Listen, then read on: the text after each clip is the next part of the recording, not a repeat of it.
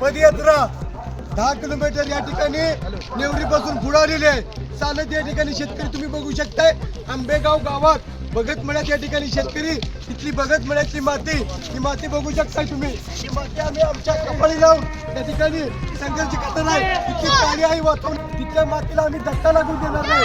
त्यामुळे चंद्रकांत पाटील, जर तुम्ही आमच्या जमिनीवरती गाढवाचा नांगर चालवत असला तर चंद्रकांत पाटील तुमची शक्तीची मस्ती या शक्तीपीठच्या माध्यमातून उतरवली जाईल. एवढा इशारा तुम्हाला आंबेगाव या मनुष्य कडेगावच्या क्रांतीनगरीतून देतोय. त्यामुळे प्रस्थापित सत्तेच्या मस्तवाल मंत्र्यांनी, मस्तवाल नेत्यांनी या ठिकाणी बांधावर यावं. ही क्रांतीभूमी आहे. अरे काल कोल्हापूर जिल्ह्याचा रस्ता रद्द करताय आणि आमच्यात कशाला येत आहे?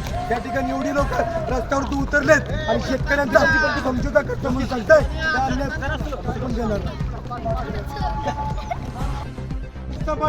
त्या पद्धतीने घरातले शेतकऱ्यांचे जे शेतीवरती जगणारी जी आमची परंपरा आहे, मग आमची म्हस असून दे, शेरडा असून दे, मेंढरा असून दे, घोडा असून दे, या ठिकाणी गाय असून दे, तिचं रक्षण आम्ही करतो. शक्तीपीठच्या माध्यमातून तुम्ही आमच्या शेतावरला उद्ध्वस्त करणार आहे. आम्ही शेळे मेंढ्या घेऊन नेवरीपासून ते या ठिकाणी गोगावपर्यंत चालत निघालोय. माता भगिनींची संख्या बघा. आंबेगावच्या भगतमळ्यातल्या